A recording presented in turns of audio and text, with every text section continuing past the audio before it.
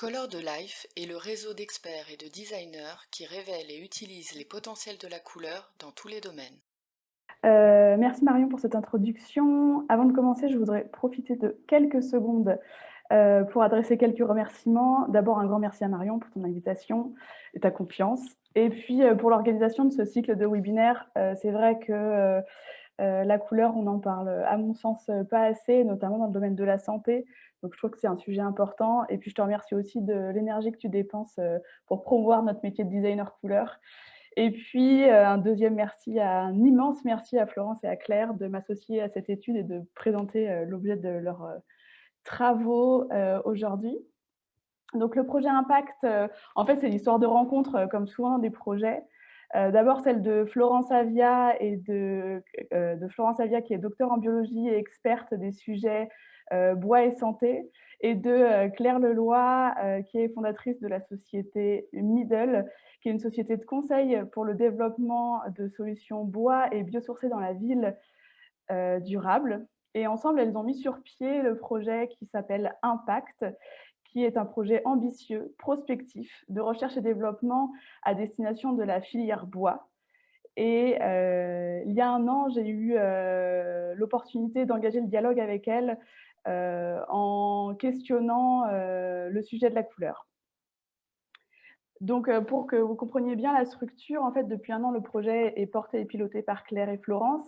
Et puis, à partir de 2021, le projet est rejoint par un comité d'experts de tous horizons, qui est notamment composé de la partie design couleur que j'incarne, et puis par des psychologues, des médecins, des architectes, des sociologues et bien d'autres. Pour lequel mon expertise de designer et designer couleur va être d'apporter la connaissance et les questionnements qui sont liés à cette matière bois dans l'environnement, dans le bâti.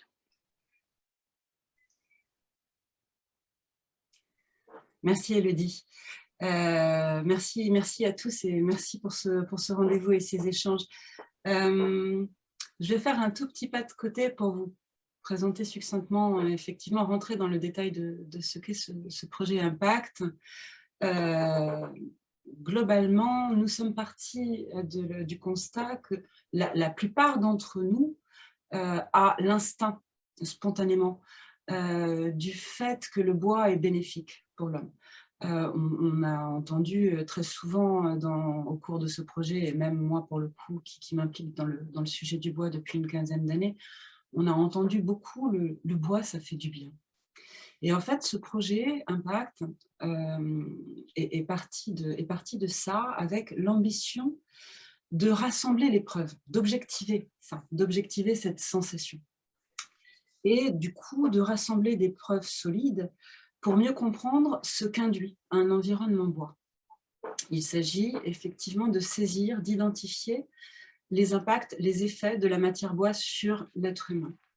Alors, comprendre les effets, donc ces effets sont physiques, psychiques, physiologiques, mais pour bien comprendre ces effets, il faut aussi en comprendre les causes.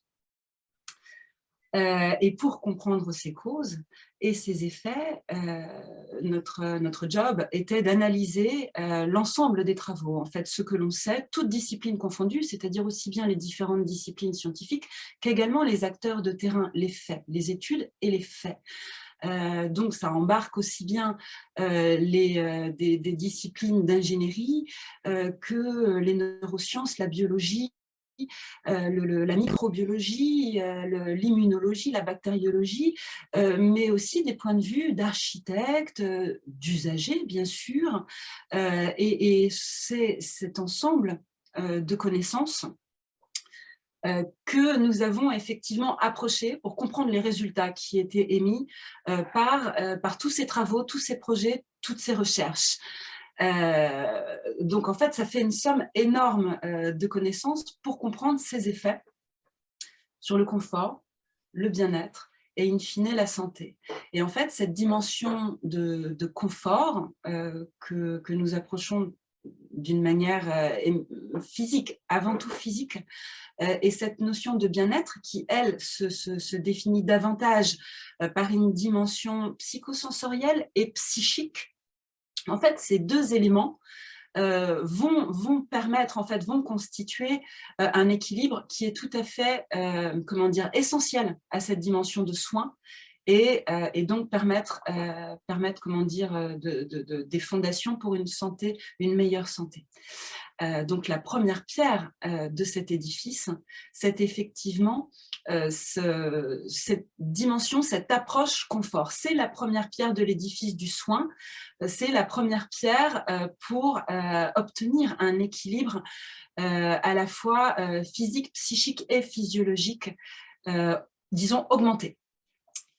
Ce confort s'observe, se constate avec une approche physique. Et en fait, il n'y a pas un confort, mais des conforts. Et il se trouve que sur ce volet, aujourd'hui, il y a un certain nombre d'effets physiques, non seulement réels, mais mesurables et mesurés. C'est-à-dire que l'on sait ce que le bois fait sur le corps humain. Sur ce volet, en fait, on a tout un tas de travaux majoritairement d'ingénierie, où on voit en fait que la matière bois, l'anatomie même de la matière bois, mais même au-delà, on peut parler des matériaux naturels, globalement des biosourcés. Et notre sujet là, c'est le bois. Donc, l'anatomie du bois fait que ce bois est une matière chaude en fait assez proche dans sa température, de la température corporelle normale de l'être humain. Et du coup, elle offre un confort thermique augmenté. Si vous voulez, on peut imaginer un dialogue de peau à peau, c'est-à-dire la peau du bâtiment qui dialogue avec la peau de l'être humain. Et effectivement, les sens du toucher et la thermoception sont flattés. Également, le confort d'ambiance au sens de taux d'humidité, par exemple, de l'ambiance intérieure est largement régulé par la matière bois. Le confort acoustique de même, le son du bois, le son qu'offre un environnement bois a quelque chose de très particulier qui est très régulièrement remonté en fait spontanément par les occupants quand on les interroge. Même sans qu'on leur pose la question du confort acoustique, ils en parlent spontanément. Enfin, et ce qui nous intéresse au premier chef aujourd'hui, c'est cette dimension visuelle et ce qu'on appelle communément le confort visuel, parce qu'en construction comme en aménagement, le bois est bien souvent choisi en premier lieu pour son aspect, sa texture, ses couleurs. Et ici, j'introduirais volontiers une notion de naturalité de la couleur qui est recherchée et qui va de pair, qui répond en fait à une appétence actuelle pour ce type d'esthétique, ces couleurs de la nature.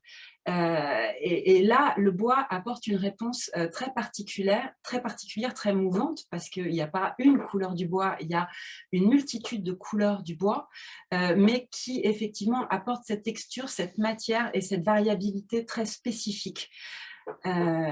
Et donc, au-delà de cette physique de la matière, là je vous ai parlé effectivement de physique du bâtiment, de physique de la matière bois, mais il y a également une dimension physique avec la matière, ce que l'on peut faire avec cette matière bois. Ce que l'on peut faire, on peut le faire en architecture, comme vous le voyez là sur la photo. En fait, la manière de concevoir et de construire avec le matériau bois n'est pas tout à fait la même que la manière dont on construit avec des matériaux conventionnels. Et la plupart du temps, depuis quelques années, on aura tendance à laisser ces éléments de structure visibles et du coup, le jeu entre la lumière naturelle et ces couleurs du bois a quelque chose à dire également au sens de la vue et à ce que ça peut faire sur notre corps et notre esprit.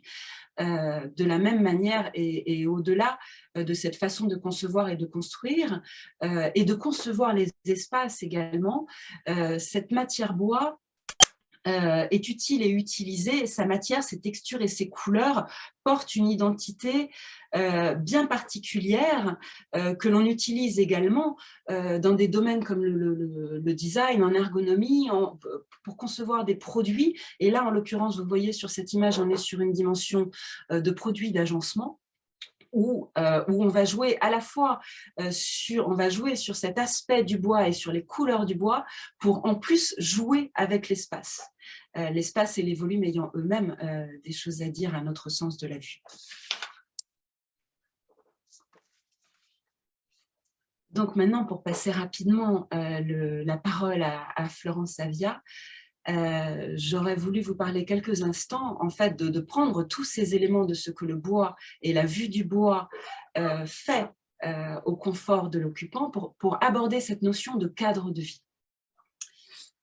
Et vous faire part de ce slide en fait, qui nous a été présenté il y a une dizaine de jours dans un séminaire très intéressant qui s'appelait Architecture et santé, donc monté à la fois par des scientifiques, des médecins et les architectes de l'ENSA Montpellier.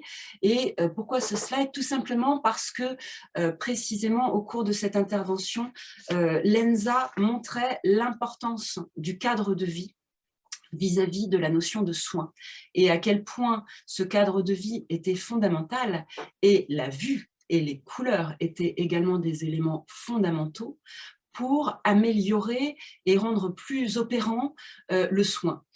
Et pour exemple, ils ont illustré avec ce qu'on connaît tous, en fait, les sanatoriums qui, au début du XXe siècle, dans la première moitié du XXe siècle, ont été mis en place alors que l'on n'avait pas encore de médicaments pour soigner la tuberculose. Alors qu'est-ce que l'on a fait?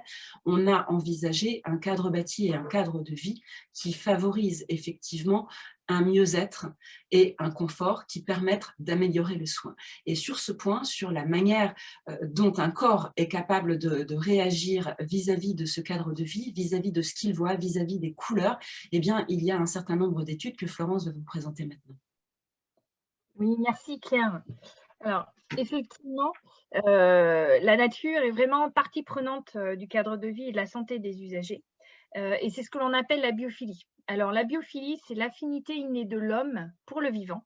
Et les systèmes naturels, elle a été énoncée en 1984 par un chercheur américain nommé Wilson. Ainsi, la biophilie a été reprise, a été intégrée dans le design, dans l'aménagement intérieur pour ses principes et ses notions par Kellert en 2008.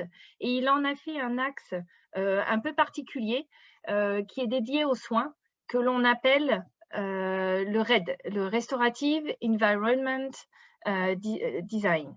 Et alors, effectivement, ce RED, en fait, l'objectif, c'est de pouvoir y mettre des couleurs, des formes, des sons, des odeurs qui rappellent la nature afin que le patient se sente plus sécurisé. Et effectivement, après, ça va jouer sur la manière d'appréhender la guérison et effectivement la maladie aussi, bien sûr. Et c'était vraiment très important pour Kellert d'avoir développé cet axe spécialisé au milieu et au lieu de soins, ce qui nous intéresse aujourd'hui. Et vous avez ici, pour exemple, une salle d'attente. Alors maintenant, excusez-moi, maintenant, je vais effectivement aborder différentes études scientifiques et on va commencer par des études qui vont avoir pour objectif de démontrer l'influence de la nature sur les patients en milieu de soins. Donc, la première étude que je vais vous présenter ici a été décrite par Ulrich, qui est un chercheur américain en 1984. Donc, vous pouvez voir que ce n'est pas très récent. Donc, c'est quand même une discipline qui intéresse depuis très longtemps. Et cette étude, en fait, c'était évaluer l'influence de la vue de la nature en milieu hospitalier sur le bien-être des patients. Et pour cela, Ulrich a suivi des patients qui avaient une vue sur le parc de l'hôpital ou bien une vue sur les murs en briques de l'hôpital. Et en fait, ce qui leur ressort de cette étude, c'est que tous les patients qui avaient une chambre avec vue sur la nature diminuaient leur prise d'analgésique et également diminuaient le temps de séjour hospitalier. Une autre étude, là, on va être plus dans vraiment l'influence du matériau bois et notamment son influence sur l'augmentation de la qualité de sommeil.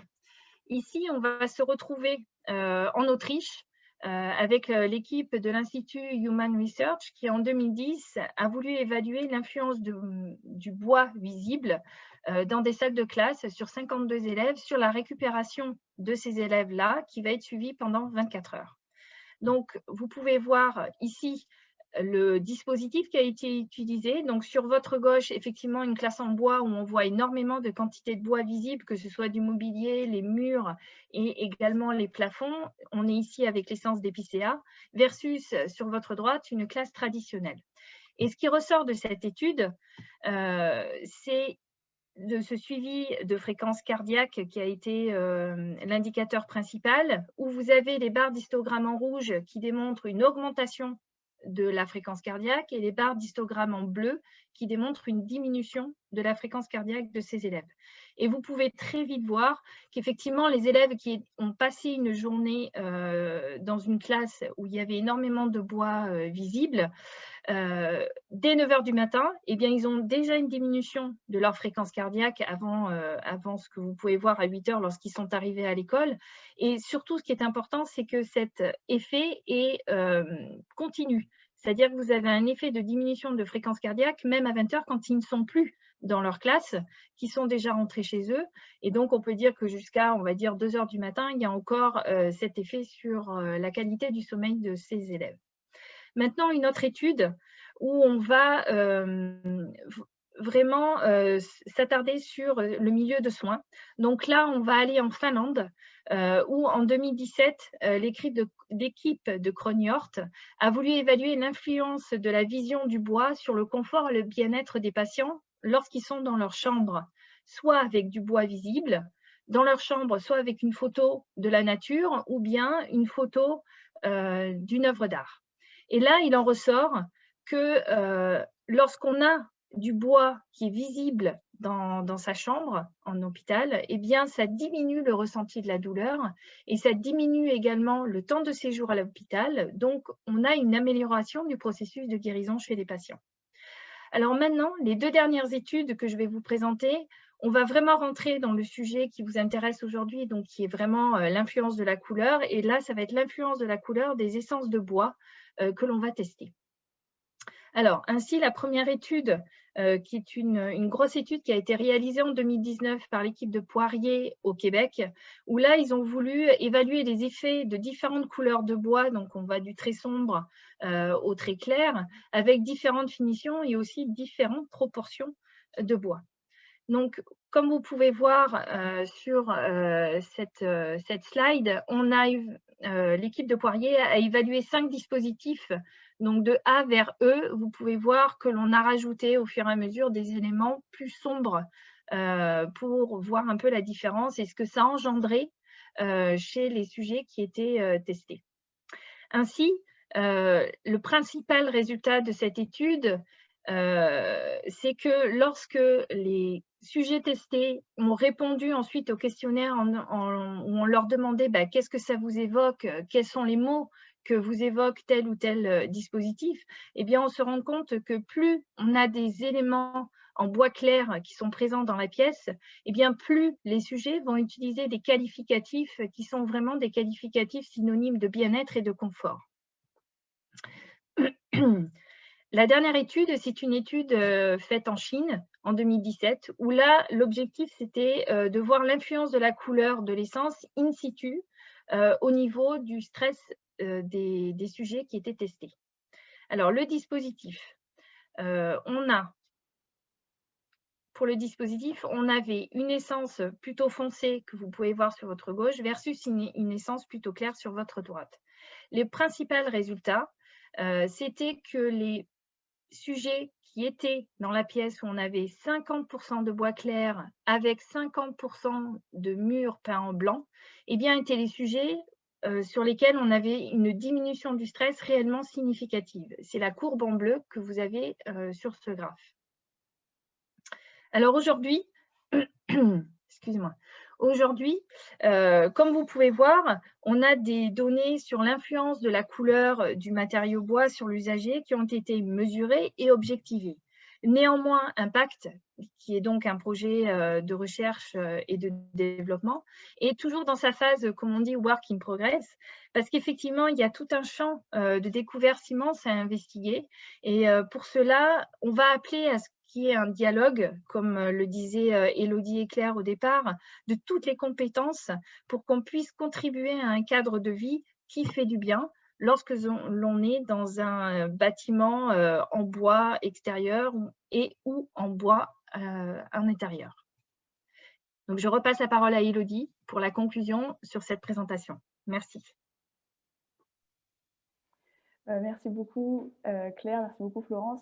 Alors ce qui est hyper intéressant quand quand on est designer couleur et quand on a la chance de rejoindre cette recherche, c'est d'ouvrir le débat à tout ce que ça pose comme question. J'imagine que ça crée la même réaction et le même enthousiasme chez vous, de questions de quel est l'impact de la couleur du bois, de l'impact de la couleur naturelle de cette matière sur l'utilisateur. Est-ce qu'un bois très clair va avoir le même impact qu'un bois, alors on l'a vu qu'entre le bois clair et le bois foncé, mais même sur un bois clair, entre un bois très blanchi et un bois plus jauni, quels sont les bénéfices? Est-ce que si c'est sur cette question de la naturalité de la couleur, qu'en est-il exactement? Est-ce que si on teinte le bois avec des teintures naturelles ou végétales, est-ce qu'on conserve ce bénéfice et cette question de naturalité?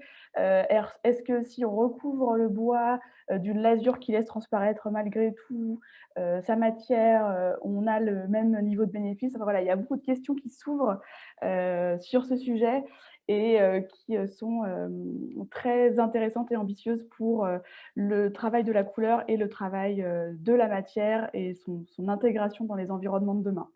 Si vous avez envie d'en savoir plus, je vous mets dans quelques secondes l'intégralité des contacts de Florence, de Claire et de moi-même dans la box de chat. Bonne journée à tous. Merci.